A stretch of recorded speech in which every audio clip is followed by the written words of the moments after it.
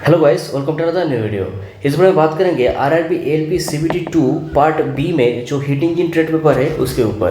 तो जो candidate CBT 2 part B में हीट इंजन पेपर चयन किए हो तो ये वीडियो कम्प्लीटली देखना, क्योंकि इस वीडियो के थ्रू आपको बहुत जानकारी मिलेगा जो आपको heat engine trade paper easily qualify करने में हेल्प करेगा। देखो, मेरा भी 2018 रिक्रूटमेंट में हीट इंजन ट्रेड पेपर था और इसको मैंने 35% भी काफ़ी ज़्यादा नंबर से क्वालिफाई किया था, वो भी बहुत ही कम समय के साथ। ठीक है, कब बहुत ही कम समय इसको ये पढ़ा था, ये ट्रेड पेपर पढ़ा था, फिर भी बहुत अच्छा नंबर मिला था। तो मेरा जो स्टडी प्लान था वो आपके साथ शेयर करूँगा और एक्सपीरियंस जो हुआ था पेपर देने के बाद वो भी आपको बताऊंगा। ठीक, तो वीडियो कंप्लीट देखना। एक कुछ ना कुछ मिले तो कॉन्फिडेंट मिलेगा, ज़रूर कॉन्फिडेंट मिलेगा, तो आप बिल्कुल भी निश्चिंत होकर इसका प्रिपरेशन शुरू करेंगे। देखो, शुरू में बता रहा हूँ कि आपको अभी आज से या फिर मतलब अभी से इसके ऊपर ध्यान देना पड़ेगा। अब ऐसा नहीं है कि सीबीटी 1 कंप्लीट होने के बाद आपको अब इसके ऊपर ध्यान दो, तो बिल्कुल भी आप दिक्कत में पड़ जाओगे। ठीक है, सीबीटी 1 के साथ साथ पैरेलली आपको सीबीटी 2 की एटलीस्ट, देखो पार्ट बी की पेपर की बात करो, पार्ट ए में जो सिलेबस है वो लगभग मिलता जुलता सीबीटी 1 से है, तो आपको अलग से इसके ऊपर बाद में ध्यान देंगे तो भी चलेगा, पर पार्ट बी के ऊपर ध्यान देना पड़ेगा। क्योंकि देखो, अब जितना भी सीबीटी 1 में नंबर मिले, सीबीटी 2 पार्ट ए में नंबर मिले, आखिर सीबीटी 2 पार्ट बी अगर क्वालिफाई नहीं कर पाए तो कुछ मतलब एएलपी के लिए वो पूरा प्रिपरेशन वेस्ट हो जाएगा। एटलीस्ट एएलपी के लिए वो प्रिपरेशन बाद में किसी दूसरे एग्जाम में काम में आएगा, पर इस एग्ज़ाम में बिल्कुल भी वेस्ट हो जाएगा। तो पार्ट बी की तरफ ध्यान दो, क्योंकि देखो ये अगर सीबीटी 1 या फिर सीबीटी 2 पार्ट ए अगर जो पृथ्वी है इसका नॉर्थ पोल है तो पार्ट बी है साउथ पोल। ठीक, तो ये दोनों एक साथ आपको पैरेलली एक साथ देखना पड़ेगा। देखो, ये जो हीट इंजन ट्रेड पेपर है, ये ट्रेड पेपर इसका सिलेबस क्या है ये ठीक से आपको पहले इसके ऊपर क्लियर आपको नॉलेज होना चाहिए, ताकि बाद में कोई कन्फ्यूजन में नहीं रहे। तो सिलेबस देखो ये क्या है। हीट इंजन एक आईटीआई की जो ट्रेड है वो है हीट इंजन, और जो मैकेनिकल के डिप्लोमा या फिर बीटेक है उसमें बस एक पार्ट है, मतलब एक सब्जेक्ट जो है, मतलब जितना भी सेमेस्टर में जितना भी सब्जेक्ट है उसमें से एक सब्जेक्ट है हीट इंजन। पर आईटीआई में एक ट्रेड है हीट इंजन, वो 1 साल या फिर 2 साल, मुझे अभी तो ठीक से मतलब याद नहीं आ रहा है, पर 1 साल या फिर 2 साल जो भी है हीट इंजन है। आपको उस हीट इंजन जो ट्रेड है आईटीआई में है उसको ही पढ़ना पड़ेगा। ठीक है, उसमें आप कुछ मतलब इधर उधर दिमाग लगा के कुछ एक शॉर्ट जो कोर्स है वो बना सकते हैं। वो कैसे आप शॉर्ट कैसे करेंगे, उस शॉर्ट जो नोट है वो कैसे आपको मतलब क्या उसमें रहेगा वो मैं बता दूंगा इस वीडियो में। तो ठीक है, तो वो आपको पढ़ना पड़ेगा। हीट इंजन की मतलब कतई ऐसा नहीं है कि आपको बस हीट इंजन रिलेटेड ही, मतलब हीट इंजन से ही पढ़ना पड़ेगा, ऐसे ही नहीं है। देखो, हीट इंजन में जो आईटीआई सिलेबस है उसमें बहुत सारे सब्जेक्ट है। जैसे देखो, शुरू से बताए तो पहले बेसिक फिटिंग एक चैप्टर है, फिर जो मेजरमेंट, अच्छा जो पेन पेपर लेके बैठे हो थोड़ा इसका नोट्स भी कर लेना। मेजरमेंट चैप्टर है, फिर steel metal and hand forging and जो वेल्डिंग, ये है। देन क्या है, basic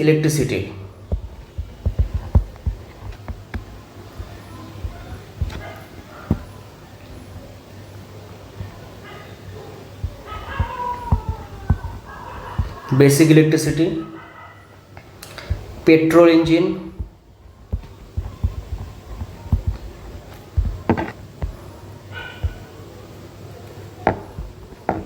diesel engine,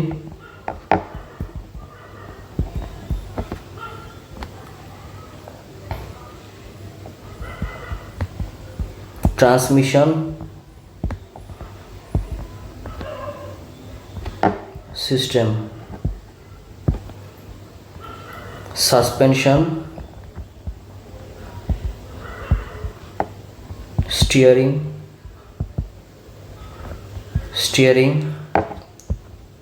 and brake system. देखो ये जो पूरा आप जितना भी 8 चैप्टर, आप 8 जो सब्जेक्ट आप देख रहे हैं, ये पूरा ही आपको पढ़ना पड़ेगा। इसमें से ही क्वेश्चन आपको दिया जाएगा, ठीक है। ऐसा नहीं है कि बस आपको मतलब हीट इंजन ही से ही क्वेश्चन दे, ऐसा नहीं। हीट इंजन में आपको ये दिमाग में बैठा लो कि हीट इंजन मतलब ये जो टोटल 8 सब्जेक्ट है, ये सब कुछ है हीट इंजन, तो आपको इसमें से ही क्वेश्चन दिया जाएगा, ठीक है।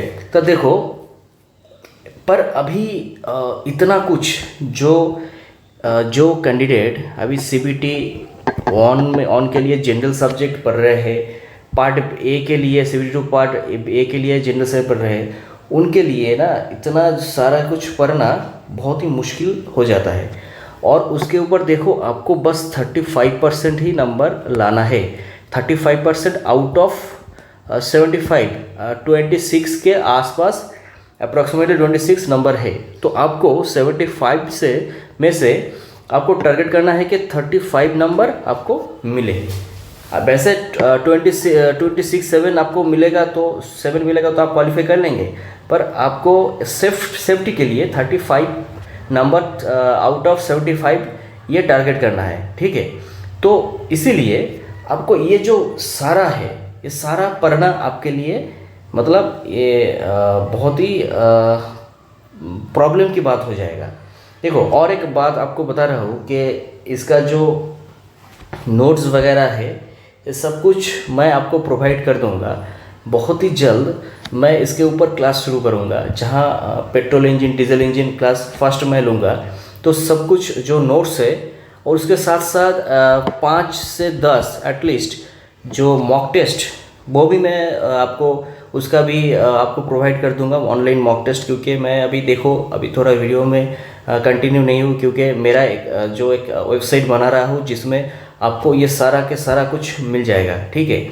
और देखो, मेरा स्पेशली ALP के ऊपर एक्सपीरियंस है, तो उसमें आपको बहुत ही अच्छा मटेरियल्स आपको मिलेगा, जो स्पेशली ALPN टेक्नीशियन में हेल्प हो जाए, ठीक है। तो बहुत ही जल्द इसका अनाउंसमेंट ऐसे 2 से 4 दिन में इसका अनाउंसमेंट कर दूंगा, ठीक है। तो उधर से आप डाउनलोड कर लेना, उसी नोट को ही फॉलो करते हुए मैं ये आपको मतलब ये जो पेट्रोल इंजन, डीजल इंजन हो, जो भी हो, बेसिक फिटिंग हो, मतलब हीट इंजन, इसको मैं मेरे जितना नॉलेज है आपके साथ शेयर करूँगा, ठीक है। तो वो अलग है। तो इसमें आपको इतना जो है 8 चैप्टर आपको पढ़ना पड़ेगा। देखो, मैंने क्या किया था, एक कैंडिडेट जो CBT 1A पार्ट बी को पढ़ रहे हैं, और इसमें आप आज इस बार पता है कि 5000 के आसपास जो वैकेंसी है, तो आपको ज़रूर पार्ट ए में मतलब CBT 1 में भी अच्छा खासा नंबर आपको लेना पड़ेगा, ताकि मेरिट लिस्ट में आपको पार्ट बी में सिलेक्शन हो जाए। और पार्ट बी में भी आपको एटलीस्ट 80 के आसपास आपको टारगेट करना पड़ेगा, ताकि आपका इजीली CBT 2 पार्ट ए भी मेरिट लिस्ट में आ जाए, ठीक है।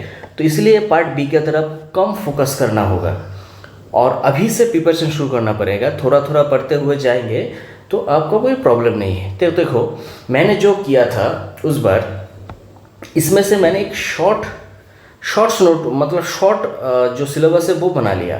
देखो, हीट इंजन जो चैप्टर के नाम है, इसमें आपको रेलवेज आपसे क्या जानना चाहते हैं, ये आपको पहले समझना पड़ेगा।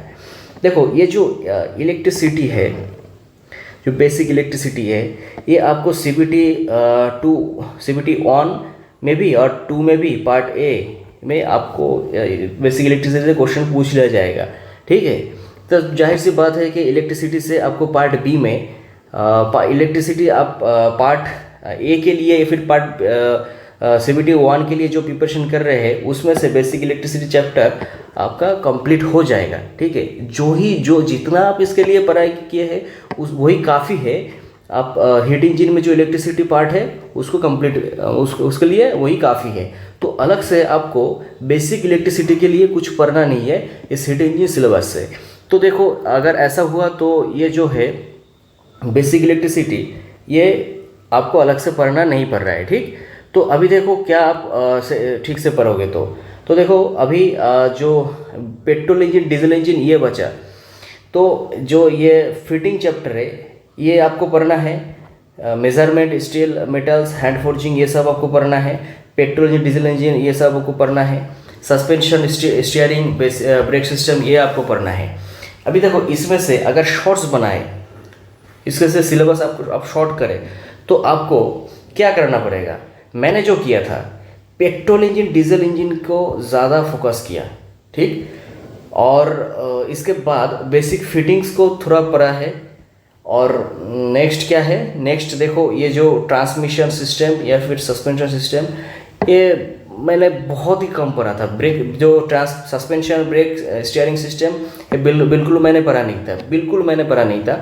पर जो स्टील, मेटल, हैंड फोर्जिंग देखो ये सब आपको, ये जो चारों सब्जेक्ट है basic, fitting, measurement, steel, metal, hand forging and welding, ये तीन, और ये बेसिक इलेक्ट्रिसिटी आपको तो CVT 1 part A, CVT 2 part A इसमें कंप्लीट हो रहा है, तो अलग से आपको देखना नहीं है। पेट्रोल इंजन डीजल इंजन ये जो 5 चैप्टर है ये आपको पढ़ना पड़ेगा, ठीक है। तो आपको जो पढ़ना पड़ेगा एक तो है पेट्रोल इंजन,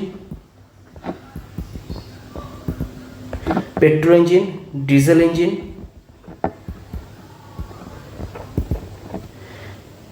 फिटिंग,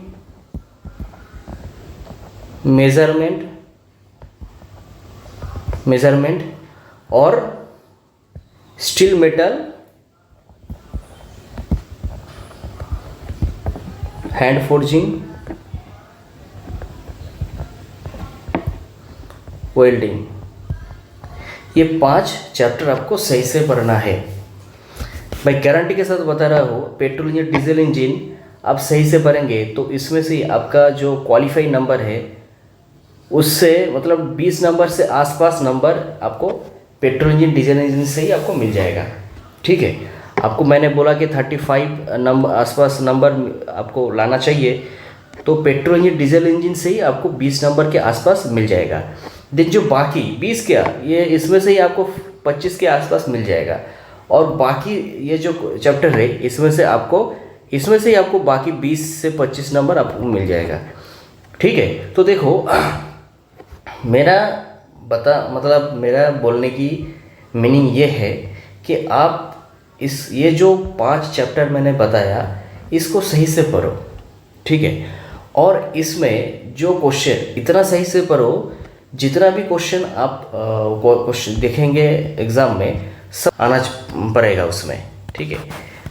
क्योंकि 8 चैप्टर में से आप बहुत ही छोटा सिलेबस कर दिया।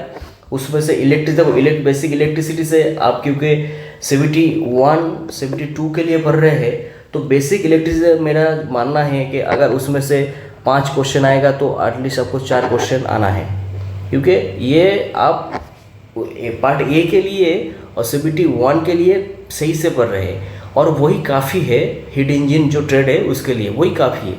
तो देखो इसमें अगर पेट्रोल या डीजल इंजन से 25 में आपको 20 नंबर इधर से मिल गया, और जो बेसिक फिटिंग इलेक्ट्रिक इसमें से आप 20 से 25 क्वेश्चन इसमें से आएगा, तो इसमें से आप 10 आंसर कर दिए। और बेसिक इलेक्ट्रिसिटी जो है, बेसिक इलेक्ट्रिसिटी से अगर 4 क्वेश्चन आंसर कर दिए, तो देखो इजीली आपको 34 नंबर मिल रहा है।